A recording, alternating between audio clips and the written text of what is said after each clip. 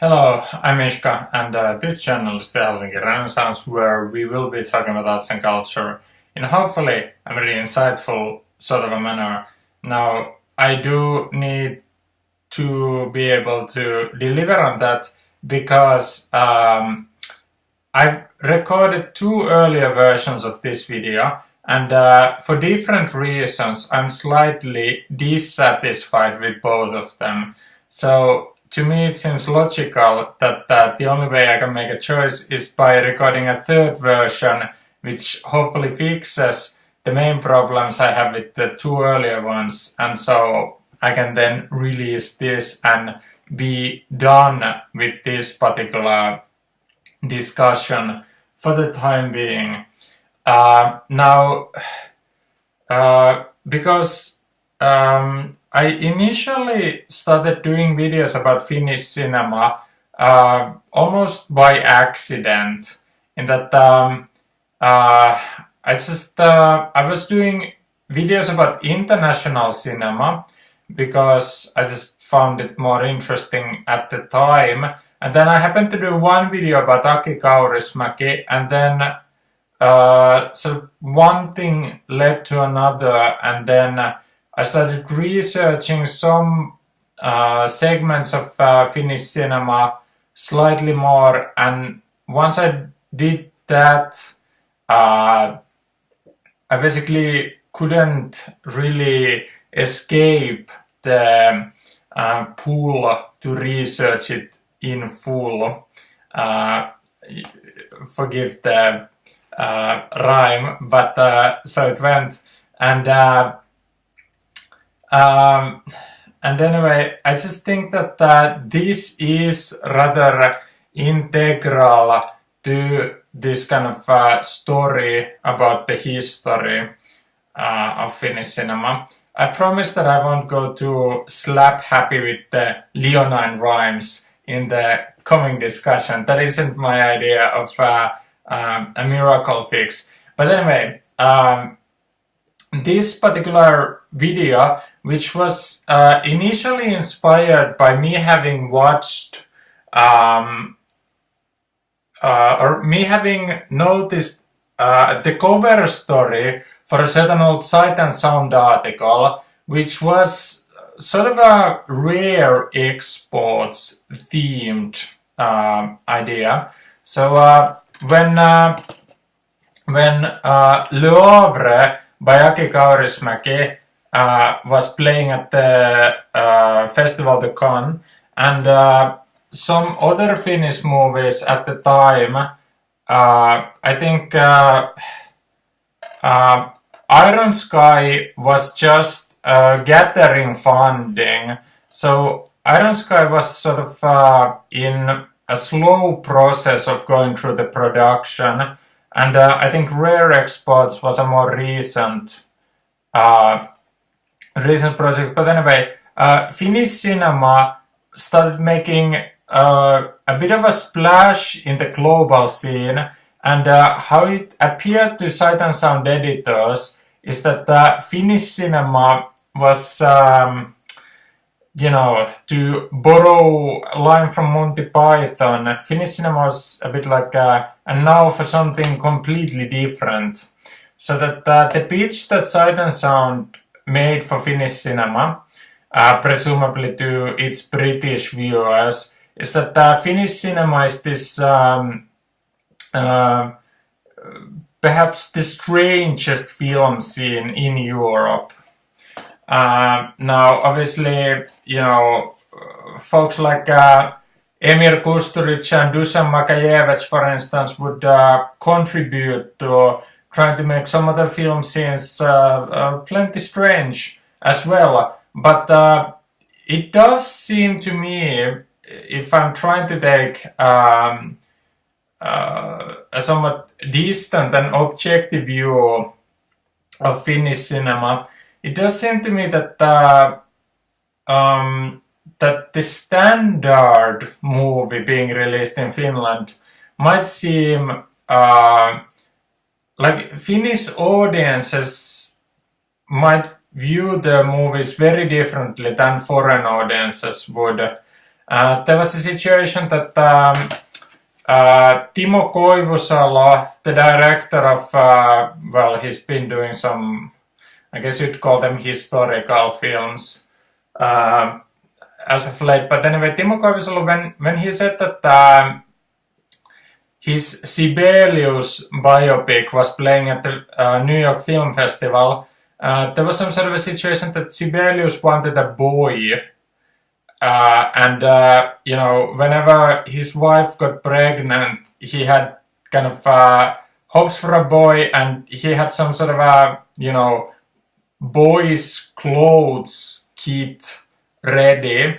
And then whenever it was a girl, the American audiences thought it was comic relief, but Timo Koivusalo never intended it to, for it to play like that. He was very surprised about how it is that the American audiences took it. Now, Timo Koivusalo, it's strange, he initially made his name as a comedian. I mean, Finnish audiences, well, perhaps it's starting to be sort of old news, but once upon a time, Finnish audiences would have firmly associated Timo Koivusalo with comedy alone. But like, anecdotes like that just show that the Finnish reality can be somewhat strangely expressed in the art, whether dramatic or comedy. So perhaps that ever so slight disconnect that Finnish artists have from their continental brethren or the continental audiences, that might explain the sight and sound pitch for Finland as this kind of a land of the rare exports. And basically, I think that I'm trying to do this video to explain why this so, because you know, another film that might be tied with this kind of slow emergence of Finnish cinema for the international spotlight is this film called Hymyilevä mies, which I think that the English language title is something like The Happiest Day in the Life of Olli Mäki, I think. So something like that is the English title, and it says that it was awarded the Prix en certain regard at the Festival de Cannes, and certain regard is the second level of the Cannes Film Festival, so it essentially has three stages. The Director's Fortnight, which is for hyper-obscure, low-budget fare, certain regard, which is for slightly more expensive obscure fare, and then the competition series, which is for the, you know, star level directors.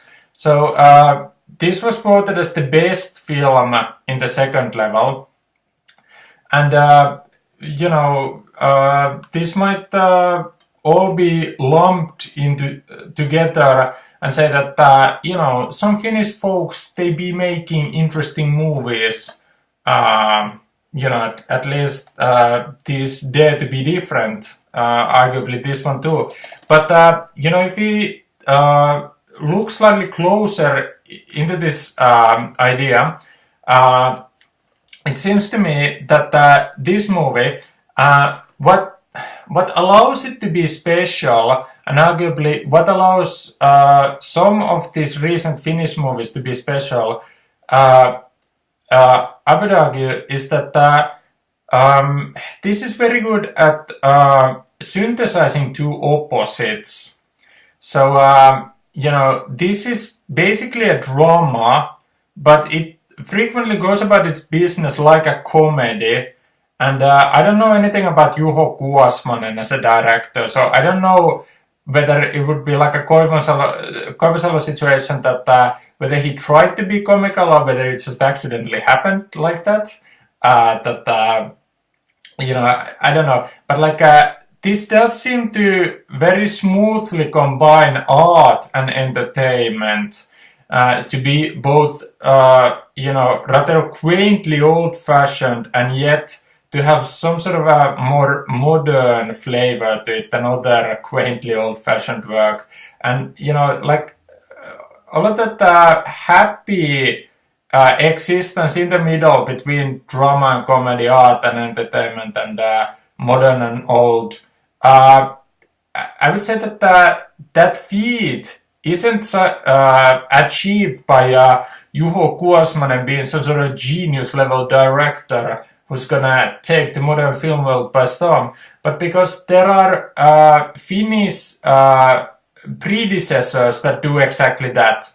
So, without knowing anything about Juho Kuosmanen, I would dare speculate that he has seen this movie by Matti Kassila called Komissari Palmun Erehdys, which goes by the English title of The Mystery of the Rucksack Murders. And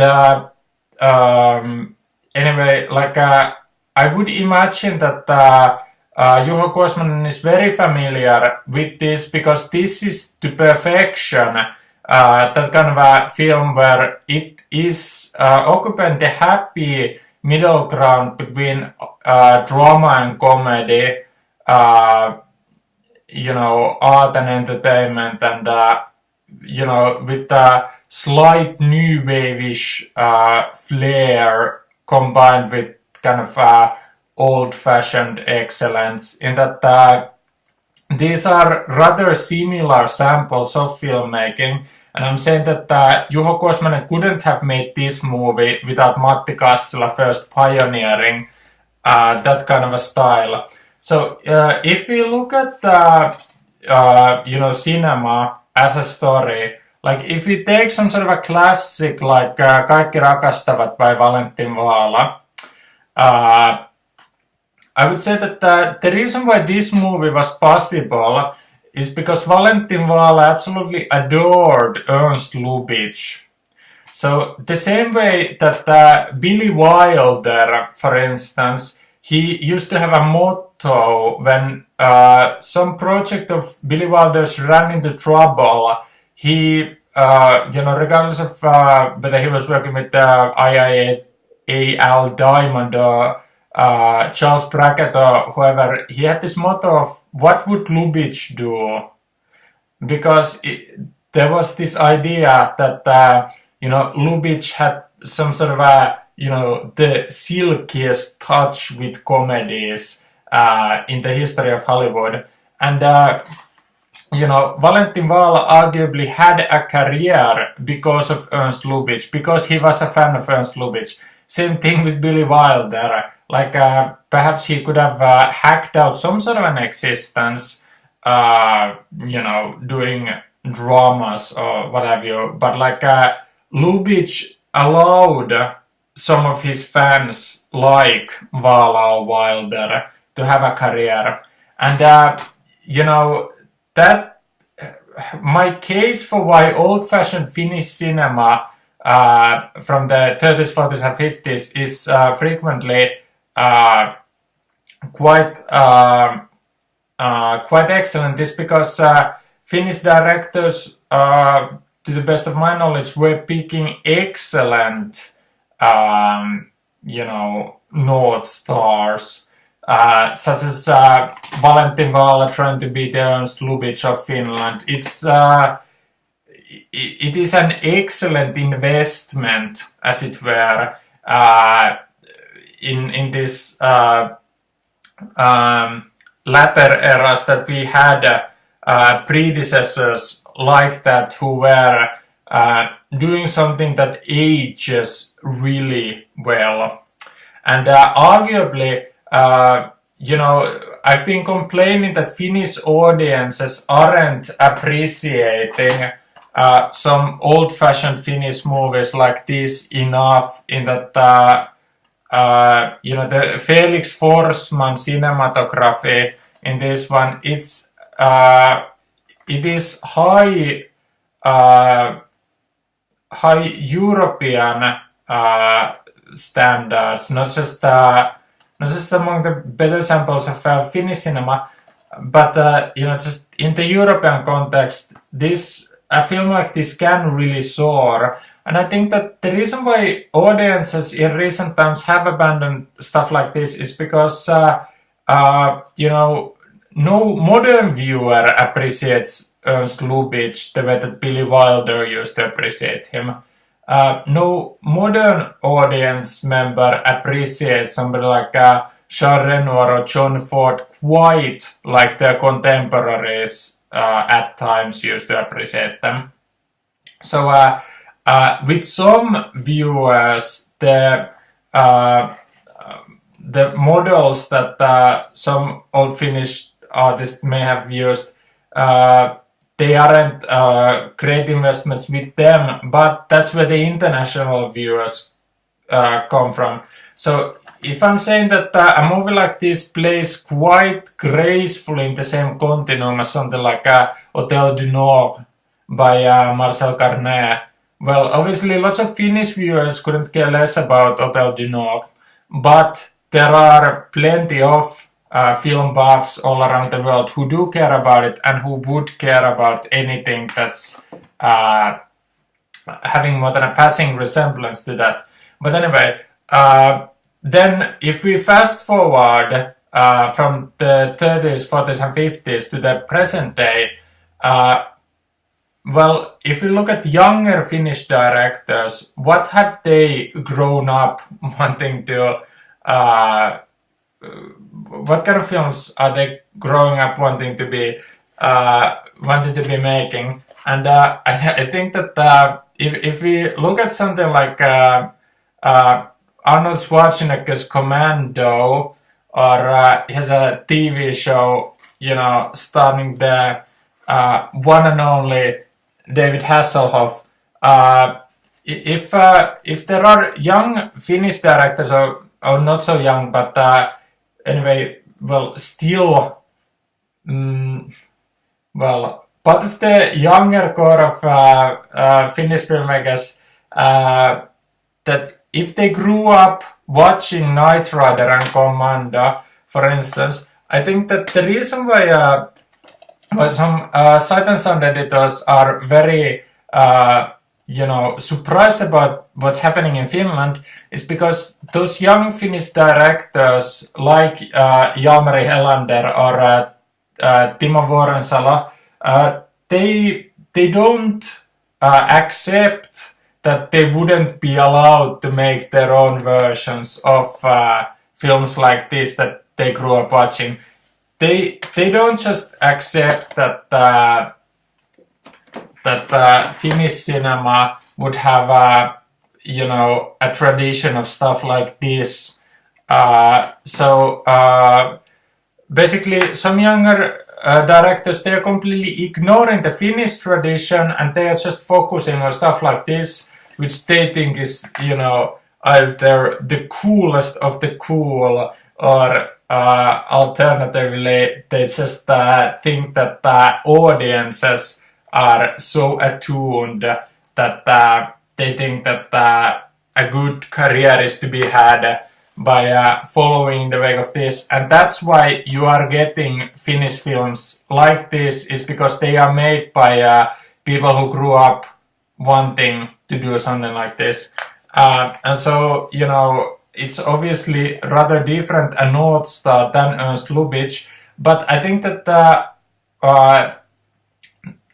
why Finland is having a better film tradition than anyone is giving it credit for is because films like this, these aren't obviously derivative of these, in that it's not as if these are a market equivalent of these, so that these still showcase some elementary awareness of how you are supposed to be an artist, in that no matter what the what the role models for these two movies, for instance, were. It doesn't really matter because these manage to be unique enough that they don't really have a market equivalent anywhere. And so when you combine two things, first, audiences hear of something, and when they cannot replace these works with anything from their own culture. So America isn't producing anything quite like this, and that's why when you can't replace these, some audiences somewhere feel like they just have to watch them, and that is why Finnish cinema. if when Aki Kaurismäki and his brother Mika first came into the scene, if that was like some sort of an initial wave of hype for Finnish cinema, and then in late 90s and early 2000s, if some rather dark dramas from Finnish cinema, like Frozen Land or Miehen työ, if films like that were getting some international attention, I think that films like this are presenting yet another wave of Finland trying to insist that we're here too, and we're making some films. But anyway, I don't know much about directors like Klaus Härö, Aku Louhimies, or Aleksi Salmenperä, or Dome Karukoski, but let's just say that it's possible that some of those directors that started coming to the scene in late 90s, early 2000s, perhaps they were still quite attuned to the tradition that somebody like Aki Kaurismäki was establishing to Finnish cinema. So, even though some of those directors must have also had a familiarity with foreign works, I've heard Klaus Härö say that his pre-production method is rather like that of Krzysztof Kieslowski. So, clearly some directors are going outside the Finnish tradition as well. But I think that what is remarkable about tradition like this is just how exclusively it's going outside the Finnish tradition. And yet, that doesn't absolutely need to be the case, because that's the whole point of this video that I'm doing, is that I'm trying to showcase some older Finnish movies that would play in the same continuum as these. And I think why it's happening is because what is making these films remarkable is that on some level they should have no right to exist. The market, the internal market in Finland is such a relatively weak one that it shouldn't be able to produce any kind of risk-taking. Only the kind of play it safe, treading water exercises where you are just really banking on what should be the most obviously profitable and low-risk production. Only something like that should be made, and yet these are as if heroically there. And I think that there is quite a bit of that spirit throughout Finnish cinema. So, if we take a couple of early films by Aki Kaurismäki, these are showcasing that Finnish directors aren't accepting the limited role that they should have, but quite frequently there is a case of breaking through and doing something completely different. And then throughout the decades of Finnish cinema, quite a lot of directors, even if Mr.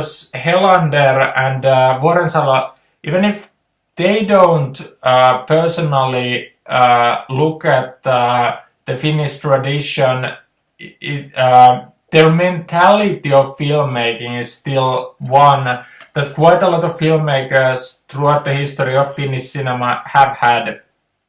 The kind of obstinate indifference to outlandish risks that they would take.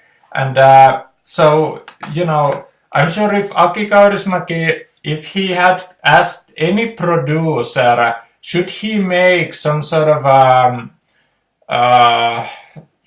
a bizarre parody of a musical in America, where there is Spinal Tap potentially excluded. There is no real precedent for filmmaking like this. If you asked any producer, should he make this, I'm sure they would all say that under no circumstance should you invest in something like this. And they would say something like cowboy cinema is dead, and cowboy musicals are even more dead. And then Aki Kaurismäki would be like, where do I sign? I'm feeling quite like Mr. Frankenstein. I promised you that I wouldn't go crazy with the rhymes, but I don't know if that's a promise I can keep. But anyway, Aki Kaurismäki, he is basically having a similar mentality as directors like this. Look at that, that kind of a yes, she can, Sarah Palin, let's say tribute, that they are synthesizing Obama's and Sarah Palin's political stances. Anyway, Finnish filmmakers, they are having that kind of a yes, we can situation. And so there is this kind of a bewildering, Homeric rock opera, art house epic that slightly looks like some sort of an early Pedro Costa movie. What can you say about something like Calamari Union or Leningrad Cowboys? It is a borderline miracle that they were even made in the first place. And, I don't think something like Le Havre is a very good Aki Kaurismäki contribution to Finland's rare expos, but these films certainly are. And, Finnish artists are showing, quite something special in just daring to take the road less traveled to the extent that they are. If I mentioned that Aki Kaurismäki and his brother Mika, when they first came to the scene, they started garnering some international attention. Here is a sample of a Veikko Aaltonen movie, scripted by Iiro Kudner, where this is produced by Aki Kaurismäki, and this is a sample of the post-Kaurismäki Finnish cinema, which isn't garnering that much international attention, but it is showcasing that there is more than just Aki Kaurismäki to have happened in that late 80s, early 90s Finnish cinema, and that perhaps this could play a bit like some Jacques Audiard crime films in France. If someone is into those, Aki Kaurismäki, he isn't quite, just a lone star in Finnish cinema. Veikko Aaltonen, for instance, I think he also had that Rakkaudella movie, which that could maybe play interestingly in this one as well, in that that sort of had shades of the kind of filmmaking that somebody like Paul Thomas Anderson maybe might have been doing in America at the same time. So there are some other directors in Kaurismäki's generation that might be there participating in making Finland the land of rare exports. And then if we jump off from Iron Sky and rare exports, I think the movies of A.J. Annela sort of perfectly seem to play with the kind of idea that there's a generation of young Finnish directors who grew up watching stuff like this, and who don't accept that they'd only have to make some kind of boring, trivial dramas or comedies, but they want to do something awesome too. And these are the kind of attempts that Finnish directors are doing when they feel like they want to contribute to some sort of an international story of awesomeness. So here is a film by A.J. Annela where he's trying to combine the aesthetics of a period piece and a modern horror film. So when this was released, I think this was a bit ahead of its time. So this was made in 2008, so quite a bit before the Game of Thrones became an international phenomenon. So I think that for anyone familiar with Game of Thrones, the aesthetic used by this film is perhaps not quite so alien as it was to some audiences when it came out. I don't think this is entirely successful in that I think that it's not quite smooth. It's not making the period piece mentality and the modern horror mentality, it's not really making them smoothly coexist. So it should pick one base and then just like slightly try to subvert that, but it's actually sort of shifting its emphasis, sometimes being a bit more intent on being a period piece, sometimes being a bit more intent on being a horror film, and that kind of shifting of emphasis slightly undermines the tonal elements. And then I think that the script is only half there, but it is a respectable attempt at doing something quite different, as is this Jade Soturi movie. I guess the international title is just The Jade Warrior, but this tries to combine a wuxia Chinese period piece action movie, a modern fantasy film, or is it a fantasy or a sci-fi? It's a bit like Thor in that what you call science and your ancestors called magic, where I come from, they're one and the same thing. Whether it's a modern sci-fi or modern fantasy, and then like that, and then some Kalevala themes from the Finnish past, and it also has some slightly more intellectual ambitions, perhaps brought by Iiro Kytner to the project. But anyway, it recognizes this idea that when Kalevala was popularized in the 19th century, it was based on it was essentially like a thin modern variation of older themes, but there was an idea that the Kalevala tradition was rewritten and sort of modernized, and the idea is that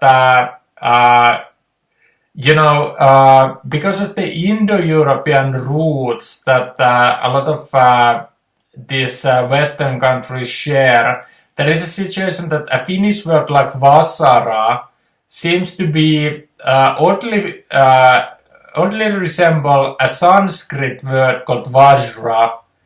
So, what some of these very distant countries, what they both refer to as hammer, they are oddly similar, and because the Indo-Europeans do have that kind of a mostly buried shared tradition. This film is based on some sort of a link, like between the link of Vashara and Vajra. This tries to link the Chinese mythology and the Finnish mythology as being one and the same, and this idea that there would be it's almost like Da Vinci Code-esque that Lönnrot would have slightly tried to hide something that might have been a shared mythology between the Finns and some other Indo-Europeans.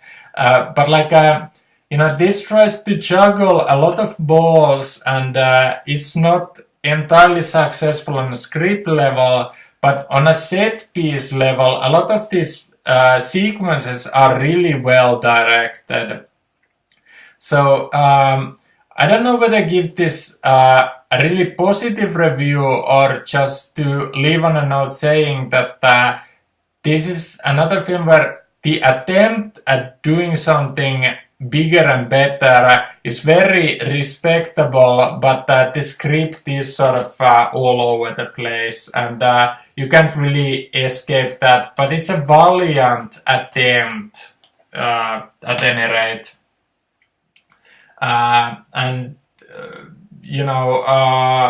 If transition to what seems like a slightly older version of Finns trying to do something like that. Here is a movie from 1995, which is arguably a bit of a Blade Runner ripoff. And, again, this is the type of filmmaking done in Finland where a Finnish director, Jari Halonen in this instance, he's not accepting that you wouldn't be able to make films like this in Finland. He doesn't accept that we couldn't do the production values that Hollywood does. Well, this falls quite a bit short of Hollywood standards, of Blade Runner standards, but again, the ambition is quite remarkable. And what is frequently happening in European cinema, for instance, is that if Hollywood tries to be expensive and classy, this recognizes that it cannot compete with classiness. So this is like a slightly grittier and dirtier version, and it will play to a completely different kind of an audience. But again, Finnish directors have had that kind of a rare export vibe for quite a bit longer. And from the same director, Jari Halonen, there is this film called Back to the USSR, which apparently started life. Jari Halonen initially wanted to do some sort of a parody of vampire movies, but then he thought that that was somehow insufficient. He didn't feel like that there was enough there for the project then, and he put it on the back burner for a while. And then when he saw an advertisement for a Lenin museum in Tampere, he had a bewildering eureka moment where he tried to synthesize a movie about Lenin and a vampire movie.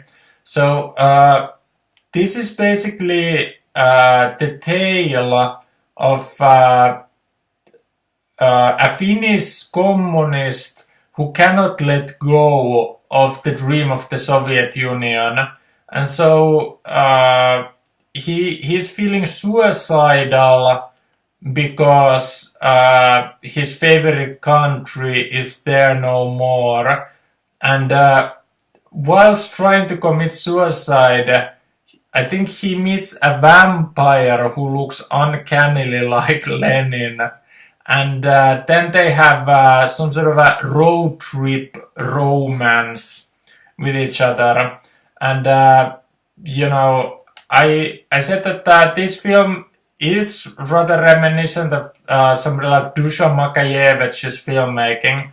I mean, like this does perfectly embody the kind of rare exports theme that Finland has.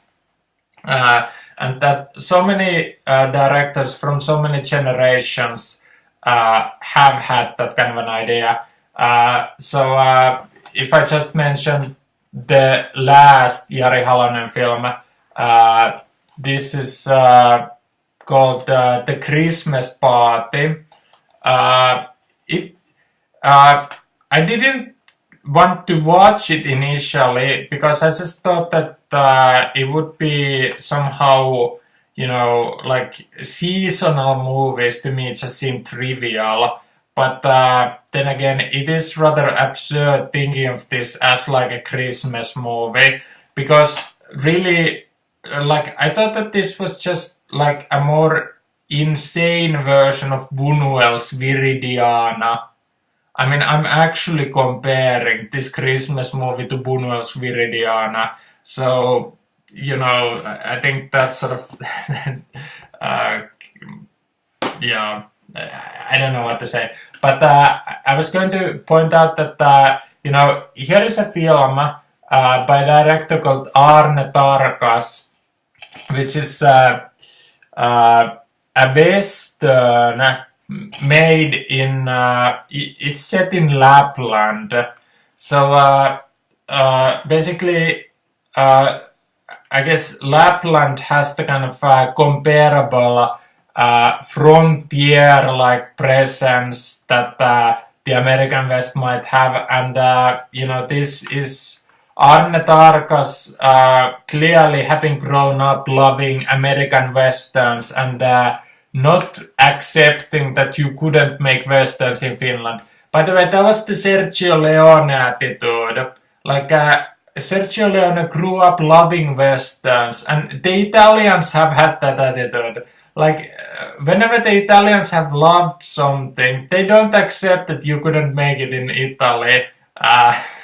So, some Finnish directors, they have had that same attitude in that the people who have made Westerns in Finland, they aren't on the level of Sergio Leone or even Sergio Corbucci, in that we don't have such operatic talent making the Finnish Westerns, but to me it's remarkable that some Finnish, this film was made in 1955, so before the Leone films, for instance, but it's just showcasing that Finnish directors have had that kind of an insistence that they don't accept that just because you shouldn't be able to make some kinds of films in Finland, they don't accept that.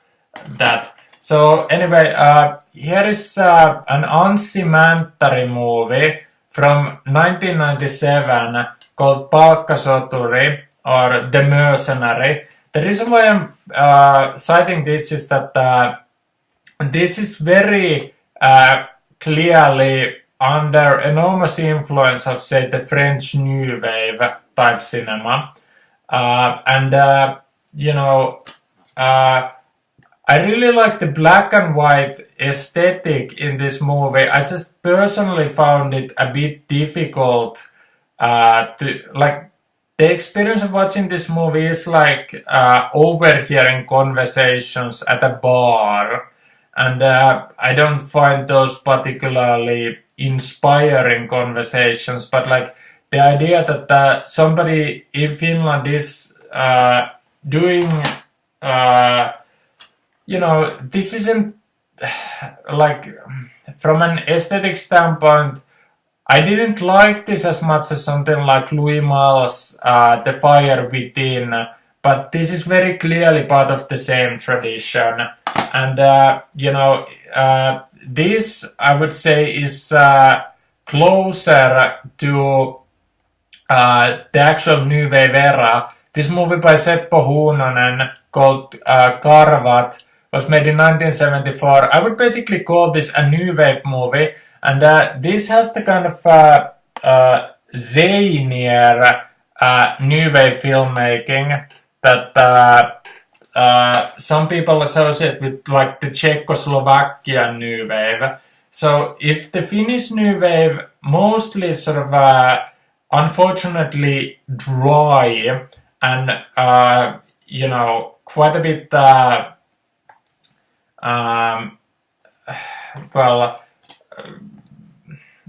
I don't know if you can say that it's closer to the Eric Romer style New Wave and something like that, but we don't really have the most flamboyant samples of New Wave filmmaking. But again, here is a Finnish director saying that just because we don't necessarily have the same kind of flamboyant New Wave tradition as there is in Czechoslovakia, this film proves that there was some Finnish director with the kind of yes we can attitude that if the tradition isn't there in Finland, it's there somewhere, and if some other directors somewhere are doing it, why not Finnish directors?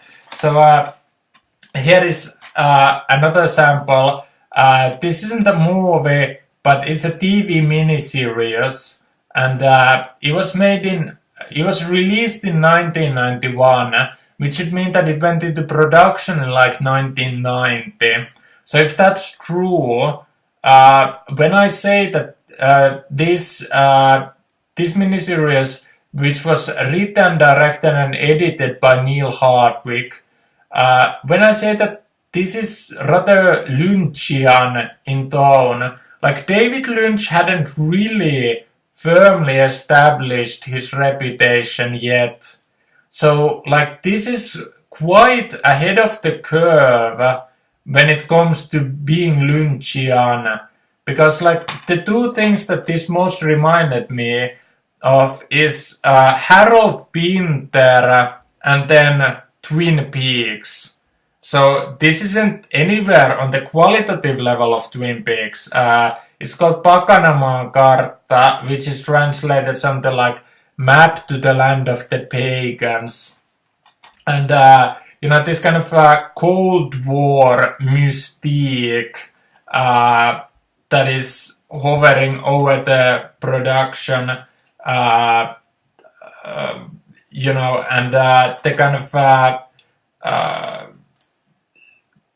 the kind of jumbled time frame with strange intertwining fates. I mean, there hadn't been a great tradition of anything in Finnish art resembling Harold Pinter, to say anything of resembling David Lynch. But Neil Hardwick, who is an expatriate Brit, but he's living in Finland, making his career in Finland, he had the kind of attitude that, somebody somewhere was making stuff like that, and clearly Neil Hardwick thought that Harold Pinter and David Lynch, when combined, could make for something that to him seemed awesome. He had the kind of yes we can attitude, and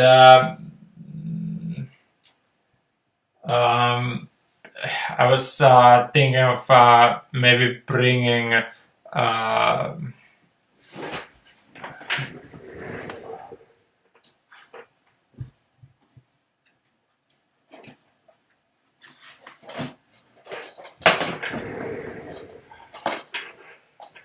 maybe bringing a couple of more films. I mean, here is something that's like a Finnish neo-noir. That it's not quite an action film or whatever, but it's definitely showcasing the kind of someone in Finland wanting to do things with a more American attitude, and then this Herra ja Ylhäisyys movie. Somebody in Finland during World War II, no less. So during the period of scarcity of the Finno-Russian War, somebody in Finnish film industry was like, you know what's cool? Mexico. And because they couldn't go and film in Mexico, they built Mexican sets in Finland. So this is like Finnish cinema trying to do a Mexican story in Finland.